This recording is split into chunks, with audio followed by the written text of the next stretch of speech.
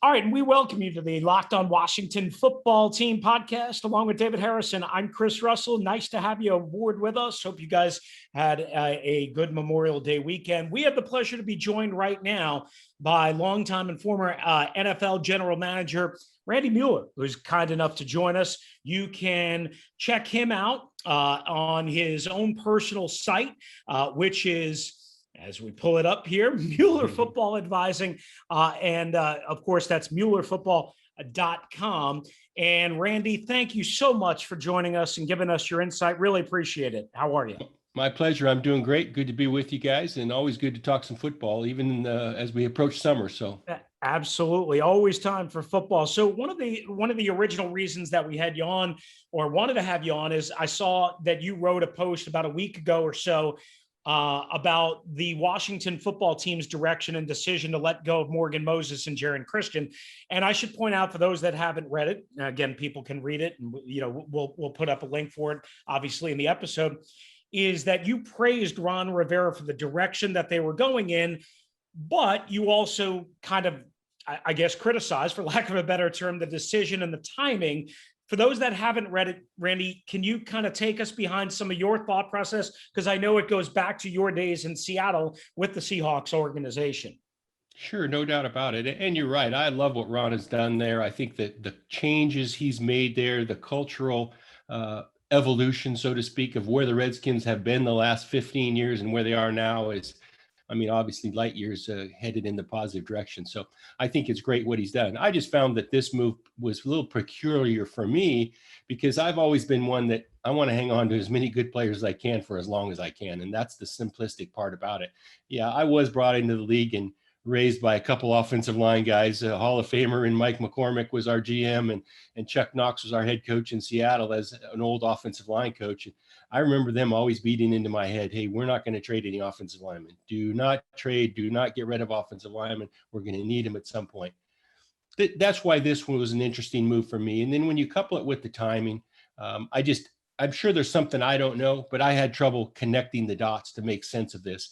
It sounded to me like, hey, and I've been in this role. I've been in this chair as a GM, when your cap guy comes to you and said, hey, this makes sense, right? We have all this money this year. We're not going to be able to use it all. We can't spend it on players. Let's eat up some of that money by releasing somebody who may not make our team now, so that we take the acceleration into this current year and not push any of it off into the next year. That part makes sense to me. Unfortunately, in this case, I also think there's a parallel route that football may not make sense to us on the football side, just because we're going to need bodies. It's a long preseason. We're back to preseason games now. We're kind of out of COVID.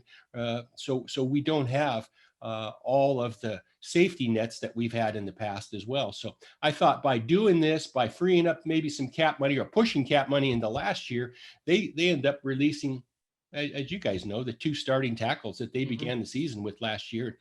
I thought it was somewhat risky. And so that's why I wrote the piece on. I just think at some point you're going to wish you had these guys. You're one injury away now from being, in a panic situation, looking for tackles again. And I think they took a strength and made it a weakness when they really didn't have to.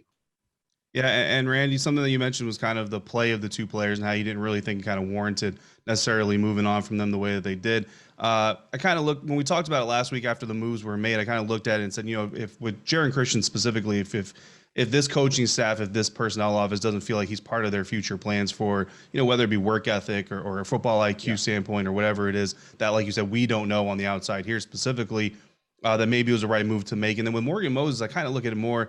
Ron Rivera has really kind of preached about how much he wants competition in training camp and then bringing in some younger guys and all that stuff. And if it comes to a situation where Morgan loses that starting job through training camp, through the preseason, is he going to be willing to kind of take that backup role? And if they kind of already know that he's not going to be open to that, maybe moving forward, considering that this team has a bridge quarterback, get that offensive line tested, put in place, solidified before they bring in their quarterback of the future. What are your thoughts on some of those potential mentalities? Again, not that we know that those came into it, but the potential of that being part of the decision.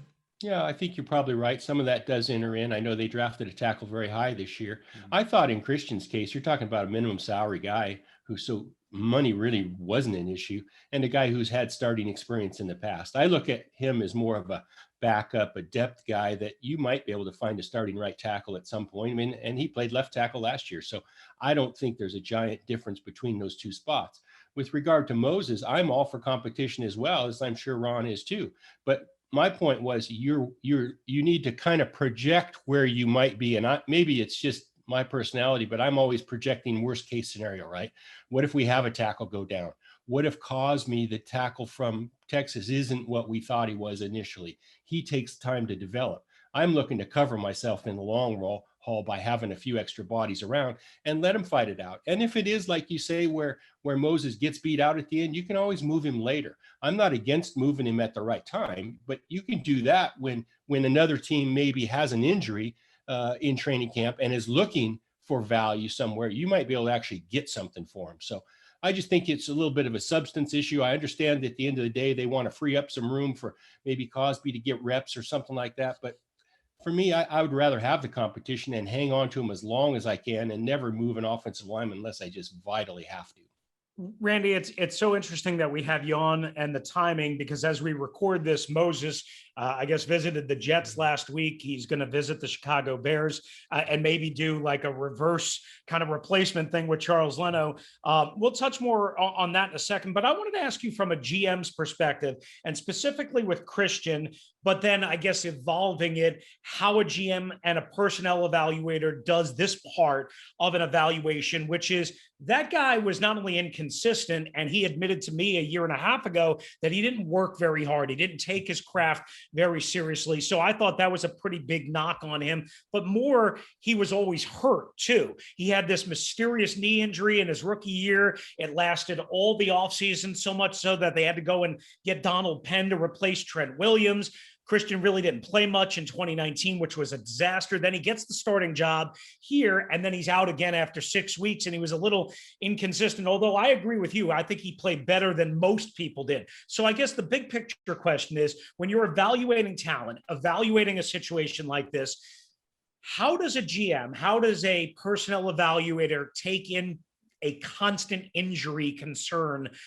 And how much do you worry about that? And how much does that ultimately factor into a personnel decision? Well, I think it's definitely part of it for sure. And if this is the case where he is nicked all the time, maybe not practicing as much as the coaches would like, you definitely have to factor that in. I think in this case, I guess as a GM, to answer your question, I would preach as much patience as we could. Mm-hmm. I understand the cultural change that Ron's trying to make, and maybe this guy isn't wired exactly like he wants, but I would sure try to preach as much patience as we can. Let's ride this thing out. Maybe this kid grows up a little bit. Maybe the injury bug is in his past. You know, I'm always kind of looking for glasses half full at this point, especially with the nature of the position. That's what I keep going back to is offensive linemen, defensive linemen. They're hard to find. It's the big difference in this league. You just got to have more than everybody else. Mm-hmm. Hang on to them for value now. Maybe let's weigh against the cultural change being complete right now. If this guy doesn't have the psychological makeup we're looking for, nobody else has to know this. I would preach, let's just sit on this for right now. Let's see if something does develop. Maybe there's a market out there. Again, I just don't want to give up offensive lineman for nothing at a time when we don't really play any games until September. So Let's just sit on this. And it's more of a timing issue for me than anything else. Understood. Yeah. And Randy, everything you said perfectly makes sense, especially the part of, coming into camp, getting that competition going. And then if there does develop a problem where Morgan, you're saying, hey, you're a vet, got it, but you're probably looking at a backup role and he says, I'm not playing that role. Yeah. Then we move on. There definitely is a lot of sense to that as well. But you have said that you also like a lot of the moves that Ron is doing there in Washington and some of that culture change. One of those things is not being so fixated on bringing in a young quarterback immediately right now to fill that spot. Instead, trying to focus on building the team around the quarterback position and then eventually find the quarterback of the future, quote unquote, to install there. And we've seen other teams kind of take a different approach to it. I look at the New York Jets bringing in Sam Darnold before they really had a strong, roster around the quarterback position. Now moving on from him, bringing in another rookie quarterback, and they still don't really have the strongest roster on paper anyway to put around him. Of course, we'll see what happens on the field. What are your thoughts on that kind of debate about, you have to have that young star quarterback to start building your team, or do you think building the team the way that Ron Rivera is doing now and then installing the quarterback later is the best way to go? Or is it kind of a feel thing, given that, Ron has also done the same thing with Cam Newton in Carolina that he's referenced as well, where he brought in the young quarterback, eventually built the team, and ended up in the Super Bowl. Yeah, I think you bring up some good points. I think in an ideal situation, you'd love to have solved the quarterback issue, but I do think this is a case where it's all about timing, right? You can't force the issue. I think the Washington football team are going to be in every quarterback discussion for the next 6 months, maybe 18 months. Who knows? I think they're looking every day. I don't think the fact that they haven't found their guy now means that they're okay with Ryan Fitzpatrick or Kyle Allen or anybody else they have. I think they're always going to be grinding to find that guy. It just didn't happen. The music stopped and all the chairs were filled. And I think rather than force it somewhere to go overspend to try to create a quarterback out of thin air, I think they've elected to go this route for now. That may change in 6 weeks. That may change in, who knows how long. If Ryan Fitzpatrick were to get nicked or something, I'm not sure they have a guy on their team now, and that's just my opinion, that can actually go win games for him in the NFL. So I think they will always be looking, and I think that's a good idea. And hey, that's what the front office should be doing, and that should be their frame of mind 24/7, is trying to locate their future quarterback. The fact that they haven't done it just takes a little patience. It's, again, everybody wants to build teams on paper and they want it to happen right now. In the real world of the NFL, it's just not the way it falls. You got to pick your spots. You got to find good players when you can. And as we all know, finding a quarterback is hard. And I think they'll eventually get it. It may take them a year or two still. Hey, I went 30 years in the league looking for a Peyton Manning and never found one. So that's just the way it is. You can't create them out of thin air. Yeah, they don't fall off of trees very often, Randy. Randy Mueller is nice enough to join us, longtime NFL general manager, and of course, as we discussed, wrote an article on Morgan Moses and Jaron Christian. But now we bounce around the league and obviously the quarterback situation. So, off of David's question and off of what you just answered, if you're always looking for the quarterback, and that is true, like if you have all these situations of Russell Wilson maybe not being happy in Seattle, Aaron Rodgers clearly not being happy in Green Bay, and maybe and definitely Deshaun Watson not being happy in Houston, as a GM, are you just making calls every day, every week? Are you trying to bang down these doors? Are you trying to sweeten the pot to get one of these teams who say they don't want to talk and trade their quarterback? I guess what's the mentality when you desire something and need something, yet the other side doesn't seem to be willing to tango? That sounds like desperation. Yeah, I think exactly. in any state, yeah. I mean, hey, I'll be honest. When I was running the Seahawks, Paul Allen was our owner. He came in one day early in his ownership days there and said, "Hey, get us in the middle of every deal." He said, "I want to discuss every deal we can. We may not make it at the end of the day. We can always say no if it's crazy, but communicate with as many people as you can and get us in the middle of all deals." He wanted to gather information, right? And I think that's what they have to do in Washington now. They have to gather information all the time. And that's what I was saying. In any of these deals, whether it's Deshaun Watson, whether it's Aaron Rodgers, whether it's Russell Wilson, they got to be in the middle of all these deals. And that doesn't mean you have to roll over and give them any crazy amount of compensation that may be on the books or even considered. That's not it at all. But you have to be in these deals early to make them. You've got to be able to discuss them all the time internally. You've got to bounce these things off. That's why Ron, I think it's great that he's brought in a Martin Mayhew and some of these other guys. They can bounce things off each other every day while Ron is coaching the team. So I think that'll be the charge of the front office from here on, is to continue to grind on these quarterbacks, try to find one that's an upgrade that, hey, maybe if we get this guy the week before preseason, we can actually still get him in there and get him some time. I think that's a team that needs quarterbacks. I think preseason is giant for them. They've got to continue to show that they're headed in some development, give their team some hope, direction. That may not be realistic, but that's what you got to think of. You got to keep giving your team hope. And hey, I think the guys in the locker room are looking for that hope as well. Not that they have anything against Ryan Fitzpatrick. We know what he can do, but we all know he's not, young and going to be around for years either. Yeah, absolutely. And Randy, I want to get your thoughts on social media. You've been part of the NFL front office scene since before social media was as dominant as it now, and you continued your journey through the rise of social media now. And we see some of these demands and these disgruntled players kind of voicing their frustrations on social media. The reports coming out. I mean, you go through the latest Aaron Rodgers development, and years past before social media, the Adam Schefter report probably wouldn't have been, breaking news, interrupt draft coverage worthy, but he sends the tweet, it blows up, it causes all kinds of stir. And now all of a sudden we're talking about it during draft coverage. How do you kind of feel like social media's impact is? Has it been a positive or negative? And then coming from a front office standpoint, how important is player social media activity in the evaluation department and scouting department? Well, I think all of it adds up. That's for sure. It's a way that teams now have to deal with the players and the other parts of their organization communicating. I think GMs nowadays have to be more than ever before kind of the face of your team and the manager of the communication department. Really, you've got to know what these messages, what players are sending out, what teams are sending out. You've definitely got to monitor a whole nother set of circumstances that we never had to, frankly, even worry about in the 80s and 90s and even the early 2000s. So I'm not against it. I think it's a tool. I think there's perception though, and there's reality. And as a GM, you've got to always kind of know and have confidence that the information that you're gathering, that the communicating that you're doing face to face is what you rely on to make decisions. I think the perception of social media and the messaging that's out there isn't always true. And that's just the victim of where we're at now, right? The hot takes and everybody looking for this or that or grinding their own agendas. I always used to, and this worked in the early days too, is you have to consider the agenda of the source. That's the big thing for me. And that hasn't changed with social media. You have to consider the agenda of the source. And that comes from a media standpoint and from a player standpoint and staff standpoint within your own building. You just have to consider the agenda that they're trying to serve. Doesn't mean it's right or wrong or you're faulting anybody, but I just think it helps you understand better and helps you separate reality from perception if you understand the agenda, what they're trying to accomplish.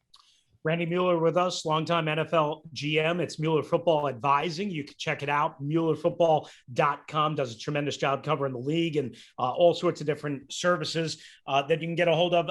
Randy, I just wanted to ask you about a couple of your former teams. You mentioned the Seahawks, obviously with Russell Wilson. How do you think that's going to play out? But then also Miami and New Orleans. I mean, Drew Brees retires. And now you have this Jameis Winston, Taysom Hill dance, and who knows how that's going to play out. And then Miami with Tua. If you can give us maybe a little thumbnail, if you will, on your thoughts on those teams that you were involved in. Well, definitely three hotbeds of information that's trickling in and out of those cities for sure. And big issues, big question marks, right? I mean, Drew Brees has had a pretty good run for 15 years now. So obviously there's a changing of the guard there. I think in that case in New Orleans, Sean Payton nobody wants Drew Brees to go. Don't get me wrong. But I think he's licking his chops as what he can do with Jameis Winston and Taysom Hill. I really think the test tube, the scientist, the mad scientist that he is going to figure out a way offensively to really do some things that really Drew couldn't even do, right? He's got Winston now with a bigger arm, a more diverse passing game per se, if he can dial it in, and the things that he can do in the running game with Taysom Hill. I think he's looking forward to that. In Miami, it's simple, right? They've got to find a way to get to the next level. He didn't really show a lot of spurts of that last year, so they've got to get his confidence level up. I think he had some success early on last year, and he never was able to build off it, right? And the big issue for me is can he function from the pocket? That's the biggest issue they have in Miami, is getting to function from the pocket, because in this league, defensive coaches are really good. They end up making you stay in the pocket, and you've got to be able to beat them from the pocket. And I think that's the big question in Miami is can Tua win from the pocket in Miami? And you mentioned the Seattle deal, the Russell Wilson deal. That's been ongoing all off season. I don't think anything's going to change there. I don't know that in the long term, though, that there's still not some smoke, around the fire there. I don't think it's going to happen this year, but I could see if they found a way or a different direction at quarterback that they might be able to facilitate and help Russell Wilson if that's what he truly wants to do, is move on. I just think they would get, he's 33 years old. So there's a way that they could really manage that situation to get through maybe this year, maybe even one more before they moved on. I get the sense that has been tabled for now, but it may come up again down the road with his regard to his future being long-term in Seattle. while we're always searching for a quarterback, we're not searching for any storylines, right? Yeah. This has got to be, I mean, this is about the wild, wild west, right? When it comes to all of these quarterback situations. And we really appreciate your, your knowledge, obviously your background, your opinions, and your analysis, because David and I can try and figure all this out, but you've been in the war rooms, you understand what it's like to deal with some of this stuff. And again, like David asked you, you're dealing with even more nowadays, with the advent of social media. So we really appreciate you joining us and lending your expertise. It's great to get a chance to talk to you, and we really appreciate your time and your perspective.